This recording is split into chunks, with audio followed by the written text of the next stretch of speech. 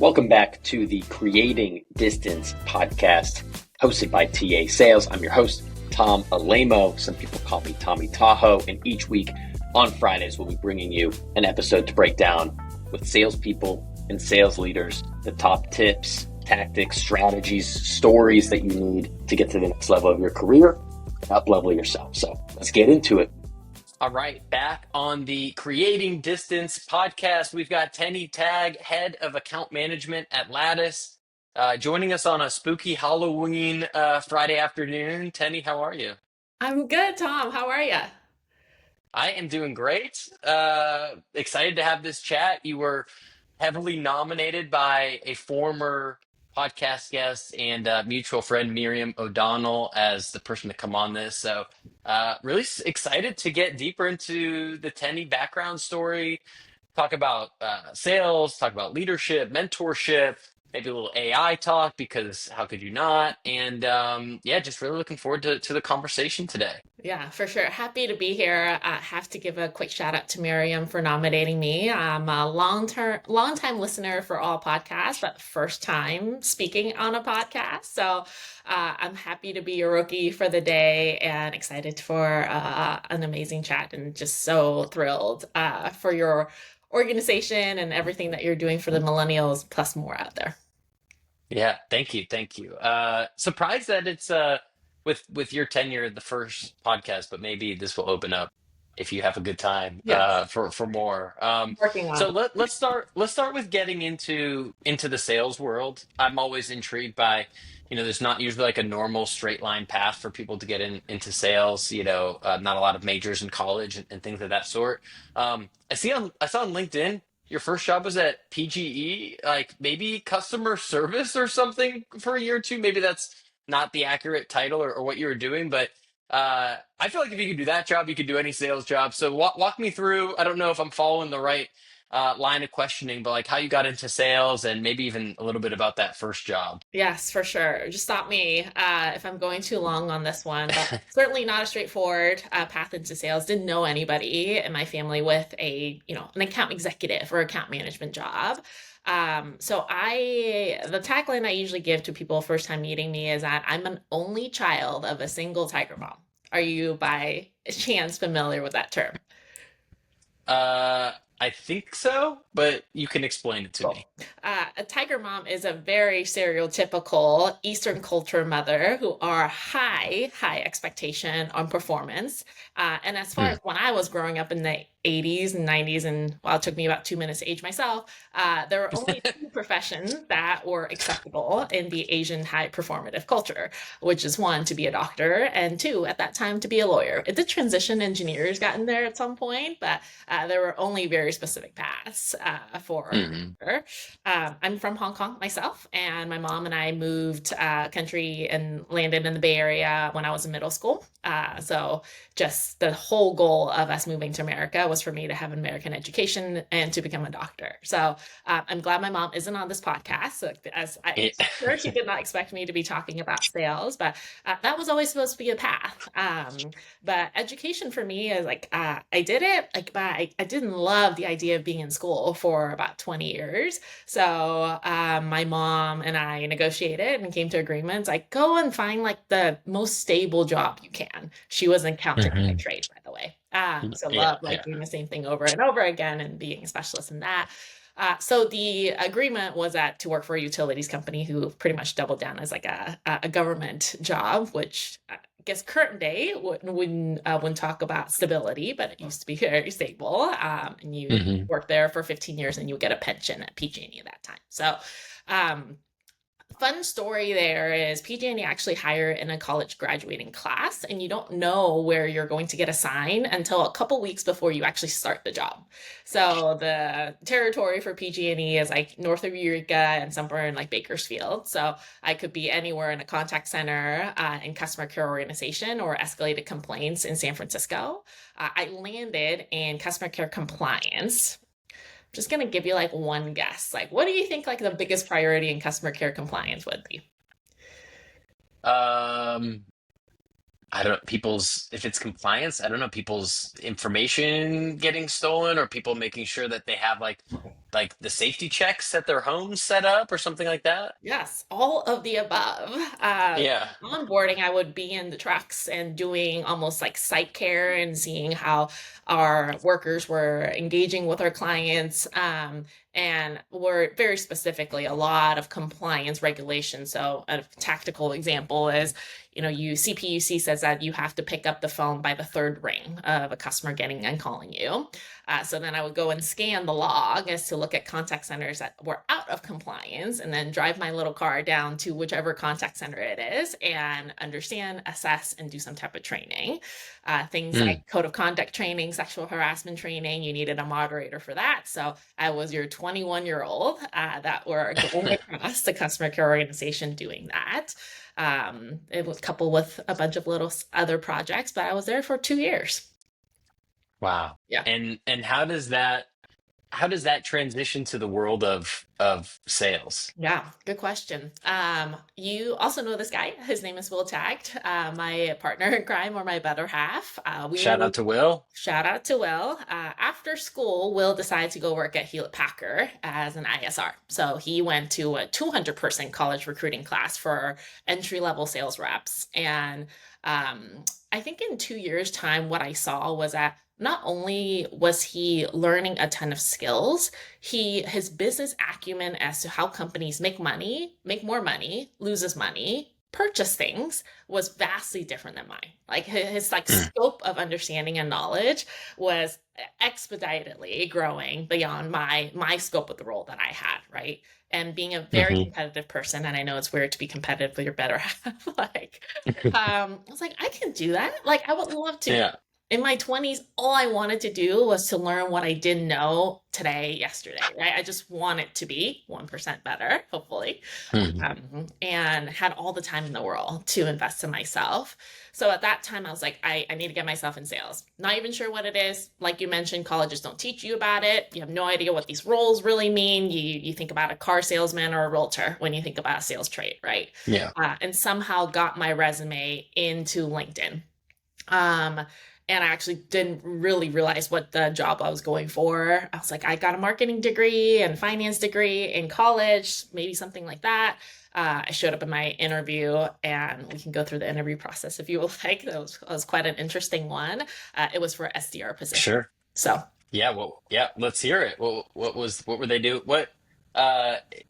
Maybe we don't want to date it, but I guess people can see on LinkedIn. What time frame are we talking about in like LinkedIn's ooh, tenure? Is this like pretty early days, or how many people anyways, were over there? 2012, just Yeah, IPM. okay. Um, Yeah. and just moving offices. The original office was in San Mateo, which is where I would interviewing at, and they hadn't even moved to San Francisco yet before they moved into the big San Francisco block building, as some of the Bay Area natives might know. And the one thing about working for a utilities company is you tend to show up very polished and very professional, right? So there's this like big chart. It's like 10 things you don't need any talent for, and the first two is like be polished and be on time. So I showed up to this interview in a full suit. The suit will stay Nice. for a while, by the way. Yeah, Suit for quite a while. Showed up in the full suit and went into an interview process, like with like 10, 20 copies of my resume printed out in this like black folder. And the questions were very, it was those trendy interview questions in the 2000 teens.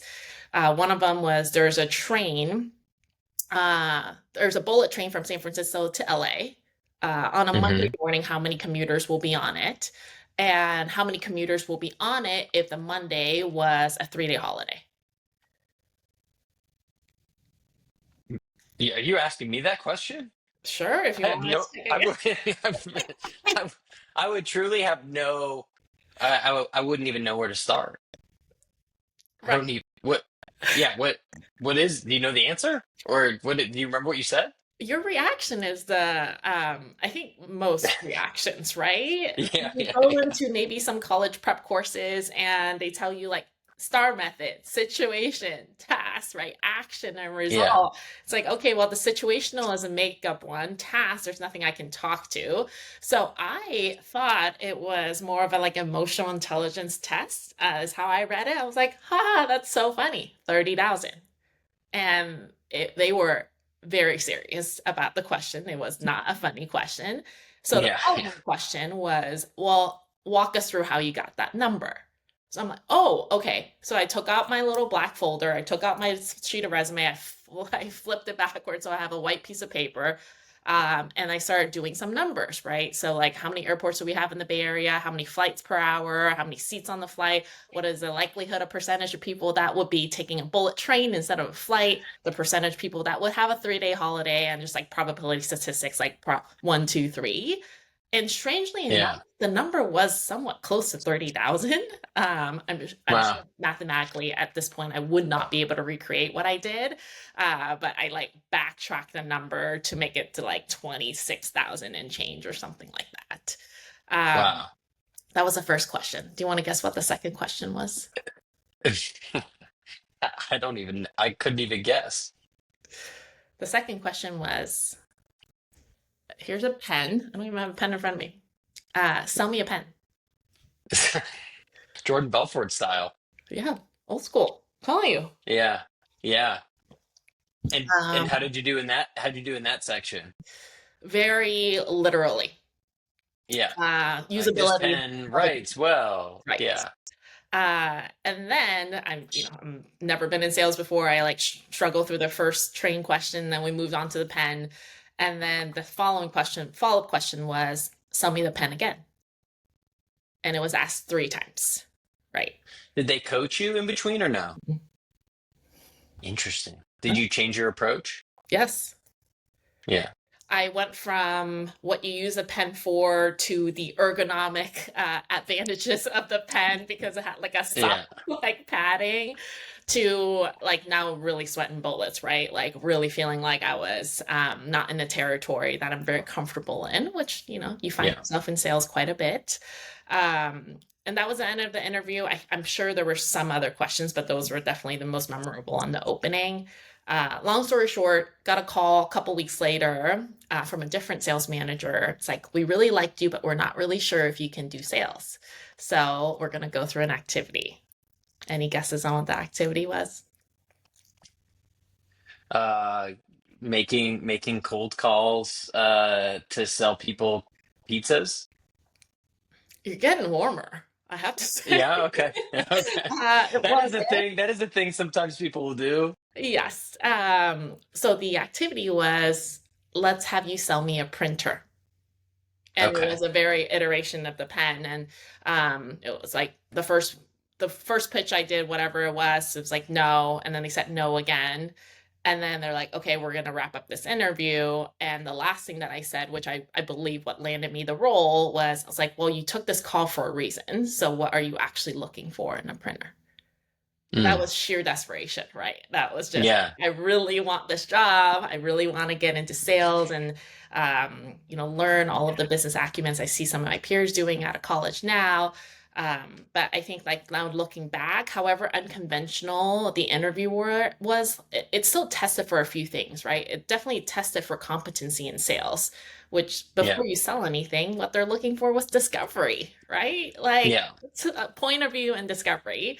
Didn't do either. And then the other hard skill that they were looking for was like tenacity, and being persistent enough where you're not going to just take no for an answer and let someone get off the call without like asking them why they even took this call to begin with, right? So, Yeah. um, not, I wouldn't say did my best, but did enough to get the role. And couple weeks later, I think I started as an SDR in their talent Yeah. solutions organization. And and the rest is history. You had a really successful run at LinkedIn. Obviously, we met while we were both at Gong, and now you've been at Lattice for the last few years. And I want to spend a little bit of time in your sales leadership experience and doing some more LinkedIn scouring. I saw you put an acronym of what is it? DYAB. Mm. as something that you care about. What does that acronym mean, and what does that? How do you apply that to your team? Yeah. I think of my career in like really three acts so far. I'm actively in act three. Act one, Okay. in totality, I spent roughly around 11 years at LinkedIn, and was a beneficiary of the growth that the company had, right? When I joined 2012, 2,000 employees or so. When I took a new opportunity outside of LinkedIn, 2021, 26,000 employees, like just Mm, massive amounts of grow in that amount of time. And the first arc was really learning the fundamentals in my formative years as sales rep, right? So, like, how to manage your book of business, how to manage client relationships, how to manage your own brand when going up for different roles and promotions. And there were so many opportunities at time. You just needed to meticulously plan for it, right? hmm Act two is, I would call it like the most humbling transition still, which is transitioning from an IC to a leader at LinkedIn. And Act three, the one that I'm currently on, is learning how to lead and build outside of my very warm home of 11 years, right? So the last 4 years mm, I've been at Gong for a year of that, and then 2+ years at Lattice now. The acronym that you were talking about is DYAB. It's Do Your Absolute Best, is what it stands for.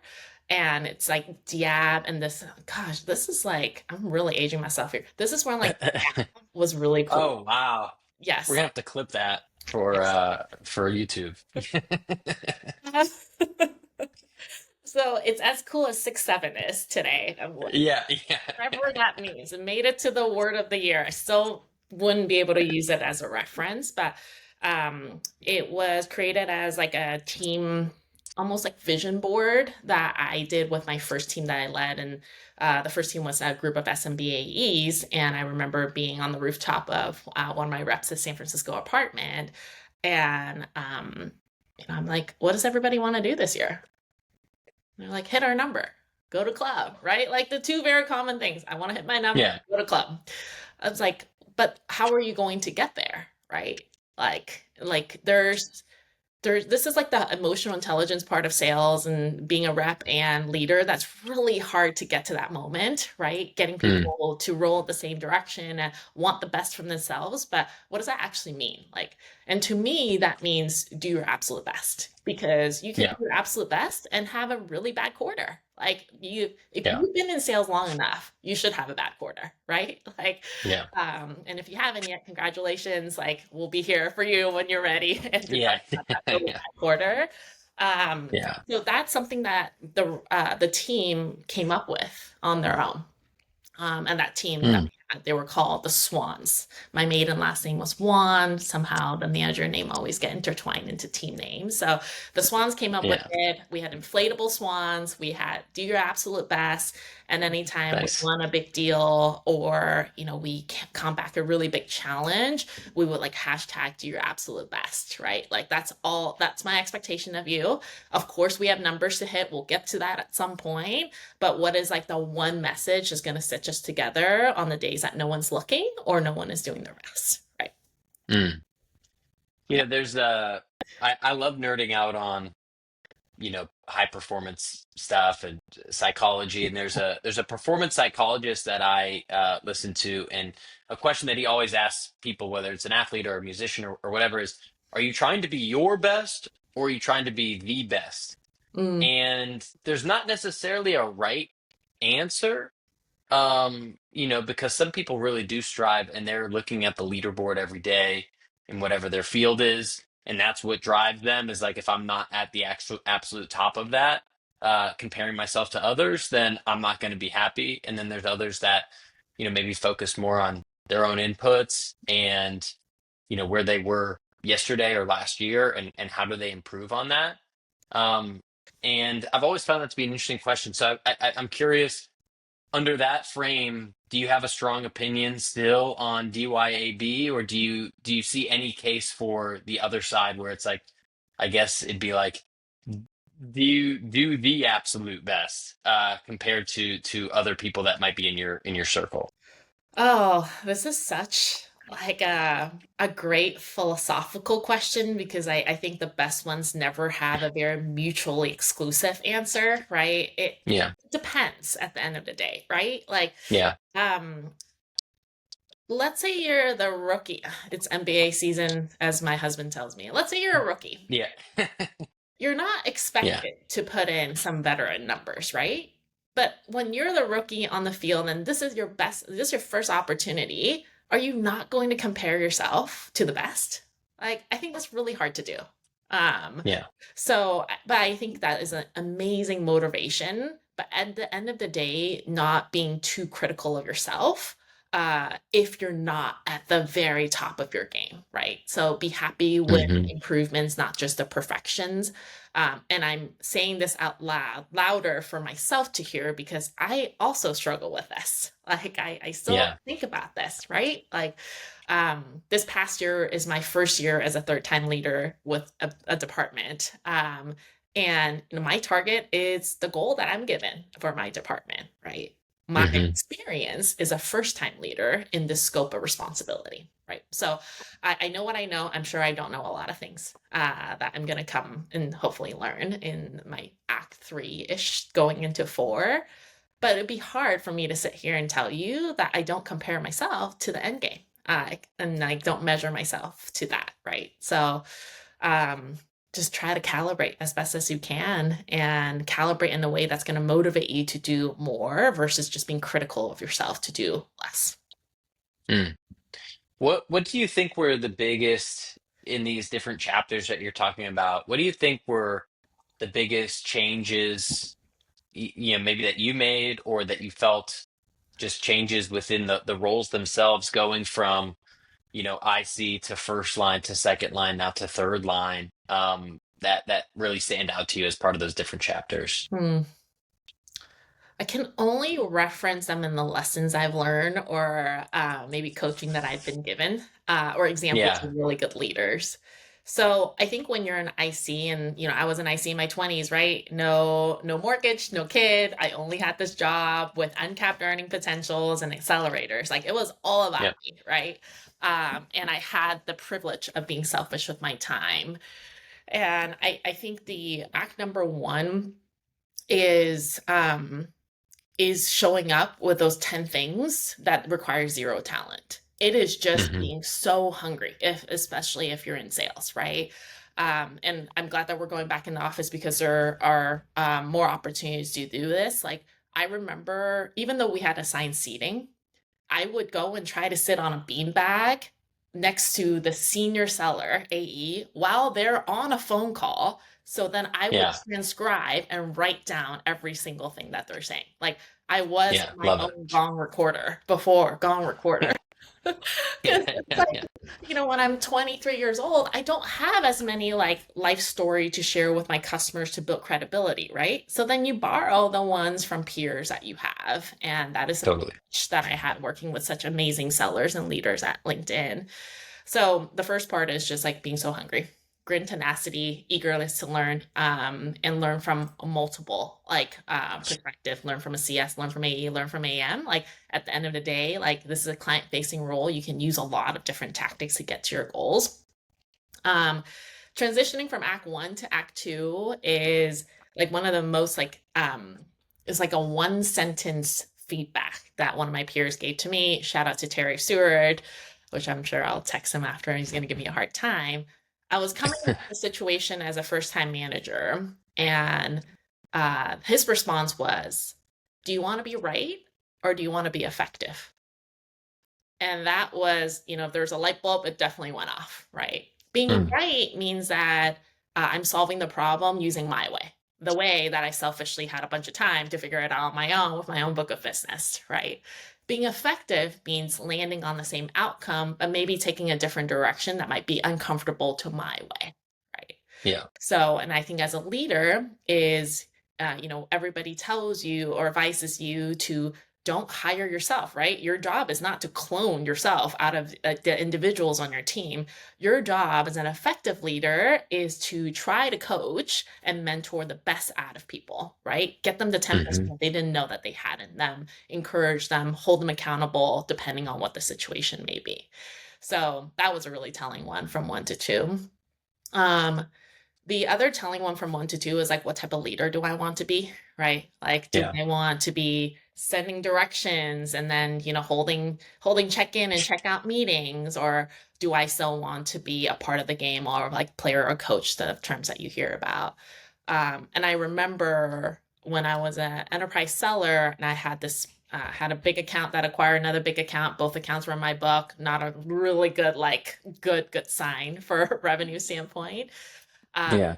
and Mike Darrison at that time was our GM of our sales solutions business of Selling Sales Navigator. And he just in passing, he's like, how are things going? I'm like, oh, I'm pretty stressed. I've got the situation. And he just like pulled up his chair next to mine, opened up his laptop, and he's like, let's dig into this together. And at that time, I think he was four levels removed from me. But that to me is like, no job is too small, no job is too big. Like, we're one team, right? Mm. So like, what type of leader do I want to be? You've heard terms like servant leadership. I just never want to come off as like, oh, once I'm on this path, like there's jobs I don't want to do anymore, right? Because I think Yeah. that's how you really lose sight, and lose the connections and the authenticity that you built with your team. So getting into the Mm. business when it's helpful, of course. From 2 to 3, I would say like 3 and 4 is kind of in the same room. It's like, one, you're like managing managers now, right? Like, so now you're managing people, the path that you've been. So there's a lot of like back in my day or once upon a time. But Yeah. in all joking aside, is you went from like selfish team of one, then you went from coaching at hopefully team of 8 all the way up to 12 sometimes, and then now you're a department leader. And the biggest lesson here is like a first team principle, Mm.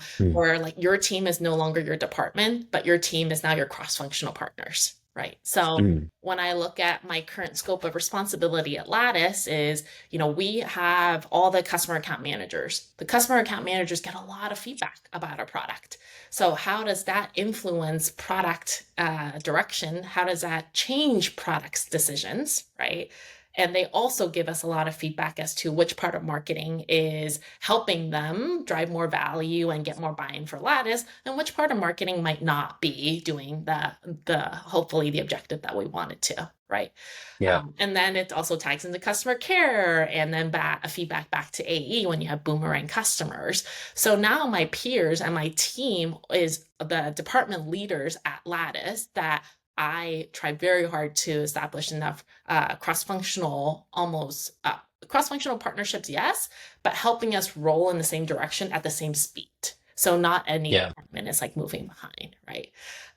That means sometimes signing up for things that might not directly be very positive for your team, right? Like, Yeah. but in order for your team to have a great and positive and successful year, the company needs to be successful. So the first team principle is the one that I try to just distill down at the end of my day. And I'm struggling with something, it's like, all right, what's good for Lattice here, right? Like, what's good for Yeah. business? Yeah. I'm curious, what is Act 4 going to be? Maybe we can't reveal that on this podcast, or maybe we don't know it yet, but Oh, I'm I don't curious, know. like, yeah, yeah, yeah. I don't know it yet. I spent almost 7 years as an IC, close to 6 as a frontline manager. And there's Hmm. so much to learn here. And I think I'm Yeah. going to be in this act. I don't know if there's an act 4, but I think I'm going to be in here for a really long time, because I don't know if this is the right pivot for it. Like, AI kind of changes all things, right? Yeah. And what I know, the playbook that I was very comfortable with is I need to be comfortable with thinking about it in a different way. But overall, I feel a heavy sense of responsibility, and a lot of things to learn. So. How are you, now that we're on that topic, how are you viewing AI as part of your role, for you specifically, and then how do you view it in terms of making sure or coaching or instilling the principles in the team, second line, first line, individual contributors, to use it, and any just general thoughts that you have on like where this is taking us in the world of sales and leadership? I think the headlines out there can be very daunting. So I Hmm. think the first thing that I try to is just acknowledge how would a general person feel about AI and how would a general seller feel about AI, right? And I would say some can see a lot of opportunity, some can feel a lot of fear with AI, Yeah. especially the early sellers, right? We're talking about the SDRs. There's like an AI Piper. There's an AI. I'm sure there's a lot of AI agent now that are at least there are broadcasting that can be replaced or remove some of the opportunities for early sellers. So I think, taking hopefully just a good glance is like, okay, let's look at the EQ, use the EQ, and let's like look at the feelings in the room. It can be very scary, right? Hmm. That's number one. The second thing I look at AI and like I try to segment two things. Like one is the technology and the opportunity. And then the second part is a change management about it, right? Like Hmm. all things I was selling Yeah. Sales Navigator when people did social selling. Like we're going to use a social media to sell. I was selling Gong or leading team selling Gongs. Like we're going to record our calls. Like this Yeah. is probably a bigger way, but there's still the change management that follows it, right? So the technology and the change Hmm. management. Um, and then the third part, the next part I look at is one of my favorite book is Crossing the Chasm. It really talks about bringing a product into the market, and how do you sell to innovators all the way to laggards. And I feel as a leader on my team is that my responsibility is to be an innovator, is not to be a laggard in this Hmm. position. But recognize that not everybody shows up with innovator, like I'm ready to change my entire process today, right? And what that means is like just leading from the front of what we're looking to do and talking more about it, familiarizing it, like making it seem like just a part of our DNA or will be a part of our DNA versus shying away from it. Um, one of the things that's on my priority list for we're going through in the fiscal year end planning now is this year we did some transition for the AM organization, and we rebuilt the customer touch point journey map, right? Mm. Priority that I have is we almost need to go through a rep role and responsibility journey map and then Mm. dissect which piece of that is the most administrative taxing part and intertwine Yeah. what the AI is, right? Customers are number one priority. Absolutely. We have the customer touchpoint journey. I think the biggest opportunity for us now is what part of our inner administrative task feels very Frankensteined and can be streamlined. So going through what a rep day to day looks like is just as important as what we want them to be engaging with the customers, right? So Mm. just one of the many things I'm sure on the to-do list, but not shying away from it. I think the leader's responsibility here is to be an innovator. Yeah. Yeah. I think, the change management part, I feel like is so, it's easy to overlook as a leader because you get really excited the deeper you get into new technology like AI, or a lot of leaders do, and you can see the possibilities, you can see them for yourself, you can see them for your team. But then sometimes folks are, they're oftentimes people are creatures of habit. We do things their certain way. Their current way is not broken. If I'm a rep on the team, I'm hitting my number, or I'm a manager, I'm doing a pretty good job. We're hitting our numbers. Everyone's happy. Like Tenny, like whoa, now you're forcing all this, not forcing, but you're suggesting all this AI, or we're changing our processes or adding in these tools. How do you communicate that in a way to get people on board with the idea? Or is that, maybe I'm misspeaking, maybe that's not part of your role or part of something that you need to do as a leader, but if so, how would you do that? Yeah. I mean, there's the number one, the starting point for any type of change management, AI or not, is just landing the why, right? The why Yeah. on opportunities, both the positive opportunity and also some of the negative potential repercussion if we're behind, right? Just meaning there's a stat that I plan on using, and I'm sure you've seen it. It's been a stat for at least a decade, is that sellers' time on average is only about 30% of the time that they Yeah. do in selling, right? Or 6sense, LinkedIn Sales Navigator, everybody will create the same study for you. And so then you're like, well, what are they doing with 70% of the time? And a lot of that is like administrative tasks, research, account planning, like, avoiding that RevOps ping to tell you to put something in your CRM again manually, right? So I think Yeah. there's a lot of opportunity laying the why of like this is not like Tenny just woke up and decided that like this is gonna be a fun thing for us to do, right? Going back to my first team principle, like we are in this space. We're in the space to be able to experiment a bit because we have to do what's the opportunity is for our company. The second is just like encouraging the behaviors that that's already happening. So Mm. for example, I know that out of the sales tech that we have, the reps are already using some type of AI capability, right? So it's not like you're like, hey, I need you to go read all 100 chapters of the book tomorrow. It's like, I know you've been reading the chapter. Tell me how you're using it, creating the Hmm. Moneyball opportunity for them to showcase that they're using these skills and the confidence that they're doing it well. So then learning anything new does not seem super, super daunting, right? Mm. And then you moving forward into the next change management is, of course, having much more of like measurements and like tactical advice for them. So perhaps working with product marketing and creating prompts that you want every account manager to prompt into chat or whichever LLM that they're using ahead of an account or QBR, right? So that they don't have to come up with like, hey, how am I supposed to prompting? You're going to create the prompt for them so they have something tactical and easy to follow. And then lastly, is Mm. creating an opportunity to recognize and to create a safe space for those that might be falling a little bit more behind. They're very structured, right? They have this muscle memory. They went to President's Club 3 years in a row. Like, why break something that isn't broken, and for them to learn. But I do try to distill it down. Like AI is a great technology. Change is not the first change that we've been through, right? Like my Yeah. first phone was a Nokia phone. Like Yeah. after once the iPhone came on, people were looking at apps. Was like, what? We have every business needs to have an app, right? Yeah. So Yeah. And just try to like distill it down to this brass tacks.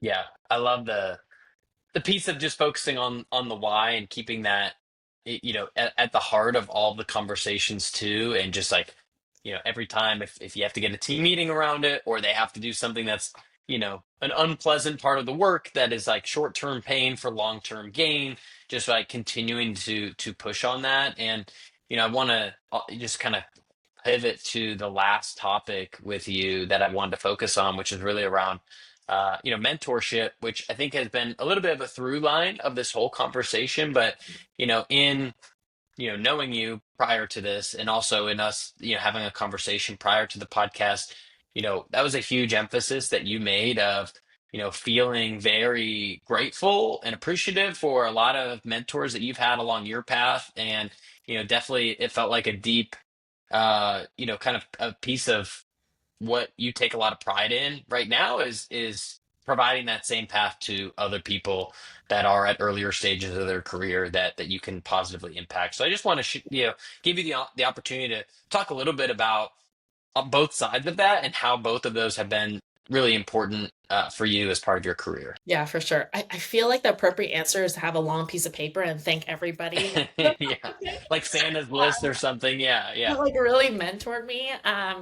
And maybe I can like tie it to the first part of our conversation, which is I went into sales with no understanding of what sales was, no network, just a very formalized black suit showing up to an SDR job, making 500 cold calls a day, right? Like, Yeah. um, I do think, to give myself some credit, people want to mentor people that want to learn. That's the Yeah. number one thing, right? So the showing up and staying late and hustling and sitting next to the strategic AE is like, why are you sitting here behind me on a phone call and writing that what they say? Like these are the actions that you can do to show that you're eager to learn, right? Yeah. And of course, there's mentorship like pods or committees, and you're assigned one. But I do feel that the most authentic, the longest standing relationships of mentors and mentees that I have all happen organically, right? Someone saw Hmm. something in me, I saw something in someone else, right? And there's this like very like pay it forward mentality on it, right? So I think if you're like, how do I get a really good mentor? Is like, first of all, how are you showing up to work today? Right? Like, how are you showing up? How are you learning on your own, and there's so much more resources now, right? Like, are you going to be that rep that listens to 100 gong calls in the first month on your role, or are you going to be the rep that listens to nothing and then asks every single question, right? So I think, first of all, like, how do you seek out a mentor? Is like, do some type of self-assessment, like, how are you showing up to work today? um and I think the best mentors that I have also gave the hardest feedback to me.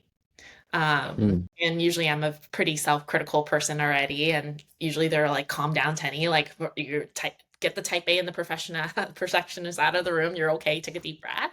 But I Yeah. certainly had mentors that said, like, hey, you are at 110%, but this is a really key gap for you. And certainly it wasn't a time where I needed the critical feedback, but it was a blind spot of mine. So had I not Mm. had someone that shared, and that one piece of critical feedback was when I was a first-time manager and my team was rocking and rolling, we're crushing our quota, and the feedback was like, your tone can sometimes come off very critical. Like, so people are scared to make mistakes.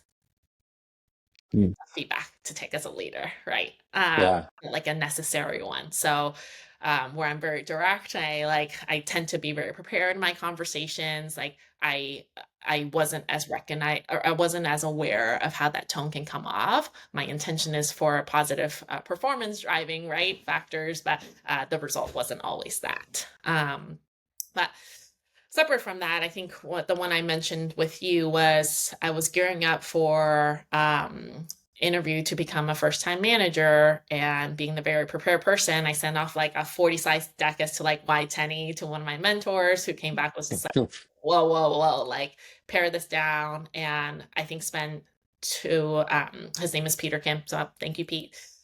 Spend like 2 or 3 1 hour sessions walking me through like what the leader was looking for, how you should position yourself, where would your gaps be, and how do you address that in an interview.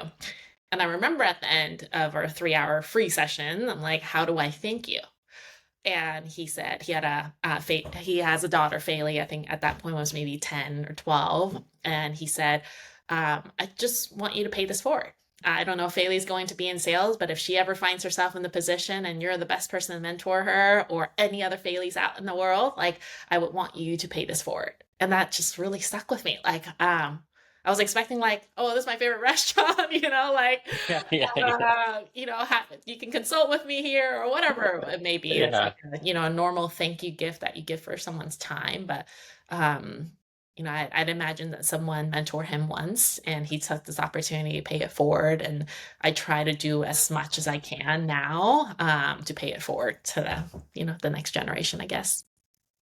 Yeah. That's a great story. That's your mic drop moment, I feel like, of the podcast. And I think everyone can relate to that. Anyone listening has had someone that has helped them out, even if they're earlier in their career, and haven't found that person, perhaps a teacher or a coach or a family member or something like that throughout life. And most of us have had the opportunity to help someone else in another way. And, just it's selfless because you're helping people, but it also is selfish because you feel good about it.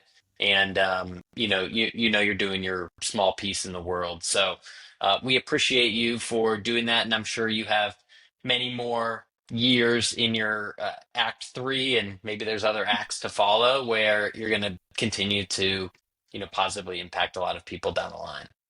Hopefully, but yes.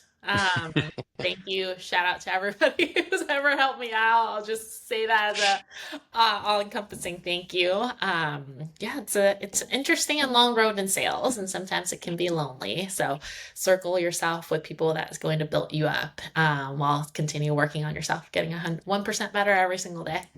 So That's right. We yeah. we appreciate the taglines that you're throwing in. Tenny, this has been just a fantastic conversation.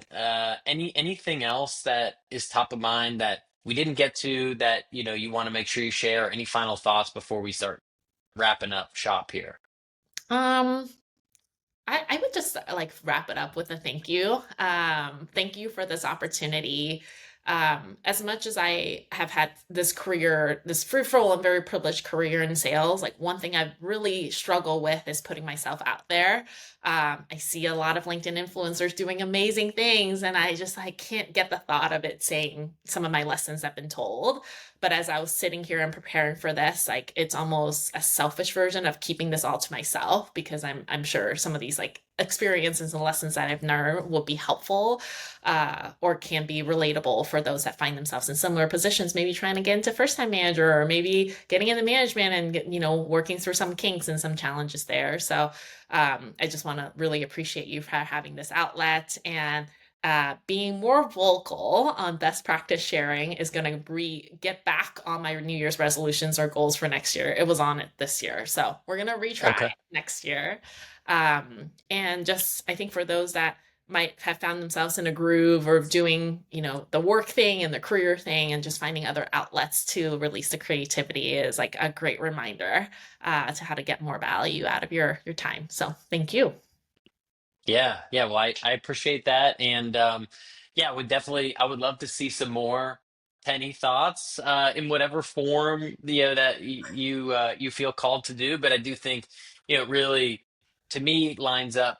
When done well, there's always a like look at me version of doing it, but when done well, it's can be like its own form of mentorship to people that you don't even know right now. And the way that it was described to me was like there are so many people, even just 2 years behind you in their journey, that they aspire to get to where you are in some way, shape, or form, and you have all this knowledge that they would crave, they would pay for, they would do anything to know some of the things that you know. And given all your success, there are many people like that, so that could benefit from it. So that's your push to do whatever it is. Maybe I'll come. Maybe you'll start a podcast. I'll come on your podcast next year, I love it. and we can talk about all the different stuff. But thank you, Tenny, for coming on. If people enjoyed the episode and maybe want to connect with you or reach out to you, what's the best place to do that? Best place is still LinkedIn. I shouldn't have Okay. problem finding me. There's very few Tennies out there, and I think very few Tenny Tags out there. And a little bit personalization go a long way. The invite box get jammed sometimes, but reference the podcast. I don't know, reference DYAB if you listen to that point, so I know what to look out for. Awesome. Yeah, people don't send generic connection requests. Personalize it if you're gonna go reach out to Tenny. Tenny, appreciate your time. This was great. Thank you so much. And for everyone else, we'll be back next week with another episode. Thanks for checking out that episode. Two quick things as a takeaway. Number one, we would feel honored if you left a review wherever you're listening to this podcast, if it's on Spotify or Apple or YouTube, to just let us know how we're doing, what else you'd like to see. If you'd like to learn more about us, you can check us out at tasales.co. Love to hear from you there. Much love. Have a great week.